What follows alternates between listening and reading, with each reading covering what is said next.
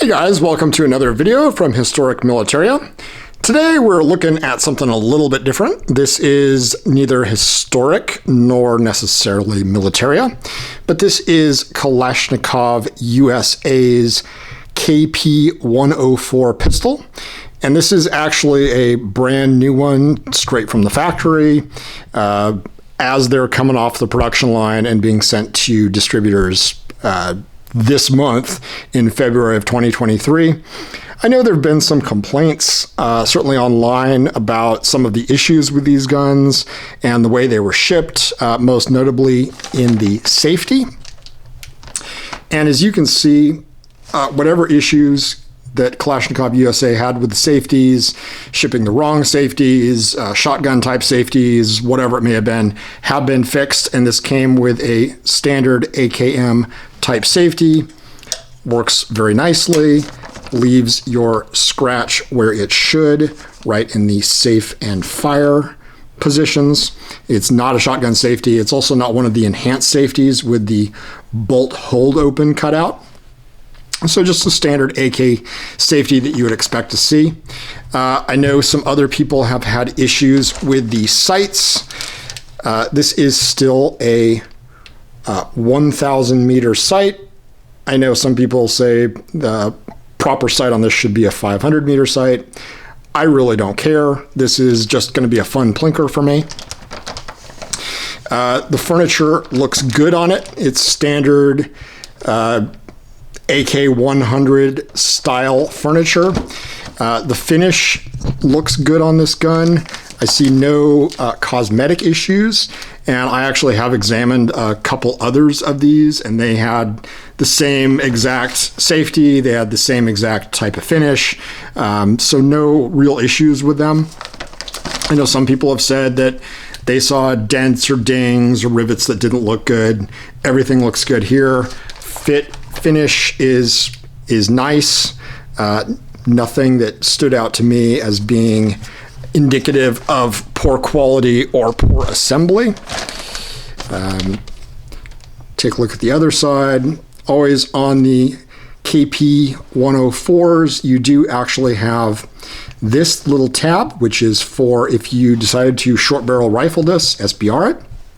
You can buy the stock from Kalashnikov USA, and it actually will hook in right here and attach. So that's just nice if you wanted to go the SBR route.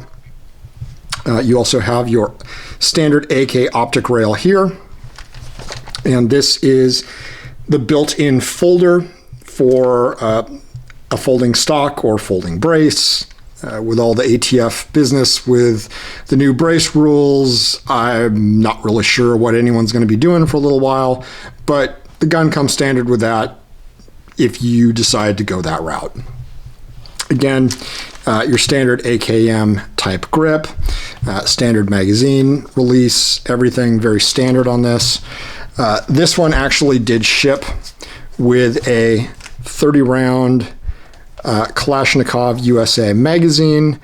It's really weird because also we received a KR-103, which is the rifle version of this, and that actually came with a KCI steel Korean magazine with a certificate that said send this in and we'll send you a new magazine. So however Kalashnikov is shipping them, I'm not sure what you may get, but that's just your mileage may vary. That's my experience with this. But anyway, a good looking gun.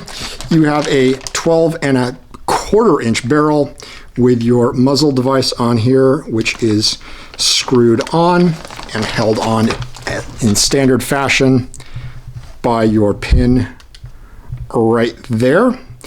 One thing I did notice on this particular pistol was the muzzle device actually needed to be screwed on one more turn. There were some threads sticking out. Is that a big deal? No. Will the gun work just fine? Yes. Would most people notice it? Probably not. I happened to notice it, so it took about 30 seconds just to push in that little pin and give it one more turn and get it on a little bit more snug. That is, if I was going to make a complaint about that gun, about this gun, that's the only thing I would say. I really don't care. Most people probably wouldn't, but it is worth mentioning. The gun comes packed in just a standard plastic bag and in the standard Kalashnikov hard case with your packet containing a gun lock, an instruction manual, warranty card, sticker, other materials, your catalog of stuff, some desiccant, again, your 30-round mag. All standard AKM compatible magazines will work with this gun just fine. In other Kalashnikov USA guns, I've tried everything from Soviet to Chinese to Bulgarian to, you name it, magazines. They all work. They all fit just fine. The KCIs are a little bit loose and wobbly. They seem to feed just fine. No real issues. One thing I will mention about these pistols is getting the dust cover off can be a little bit fiddly, and your initial reaction might be to push this in and expect it to go all the way in and really kind of disappear like it does on some other AKs. This really doesn't seem to.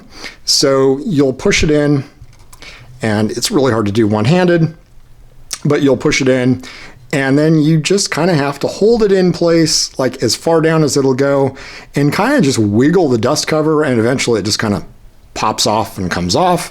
I'm sure there's somebody sitting there in the comments section just typing furiously, telling me what I'm doing wrong, but that's what I noticed. I didn't need any tools. I don't need any screwdriver or hammer or anything like that. Please don't do that to your gun. You're just going to scuff up the finish and then feel kind of silly because it's easy to take off. This is a good view of the rear portion.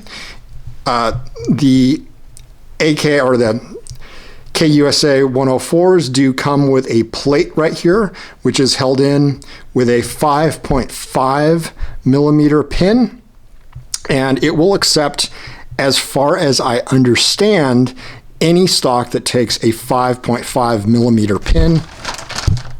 Your pin is right there, and KUSA does put out videos on how to install a brace or a stock or whatever you decide to do if you go the SBR route.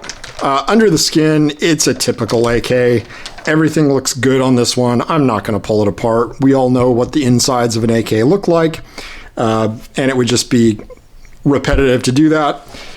Some of these buttons for the stock can be a little bit stiff. This one really isn't. This one actually, you push it in nicely, just goes in real easily. On some of them, I've noticed that if you push it, they don't really want to move too much, so it can take a little bit of force. Certainly nothing that requires tools or anything like that. One thing, we did have a KR-103 rifle that was a little bit stiff. One drop of oil, and it just loosened up nicely. So that's just something you might want to consider. The insides of this gun, brand new from a distributor, did show signs of firing. So obviously KUSA does test fire them, which is always what we'd hope they'd do, but you never know. So it's a little bit dirty inside. Certainly no big deal. The gas piston is a little bit black. I'm sure it'll wipe right off. Again, these are 12.25-inch barrels with a cold hammer forged barrel, and they are chrome lined, if that matters to you. I know it matters to a lot of folks. Certainly was pretty much the gold standard for AK variants made in the Eastern Bloc. So you can have that in an American-made gun. It seems like there's been a lot of trashing of KUSA in the recent past based on some of their marketing decisions, some of their outreach to the community. I really couldn't care less what they do or what they say. I think this is a good-looking product. I have no doubt it will run just fine. All the other KUSA 9s and 7.62 by 39s that I've shot have functioned just fine.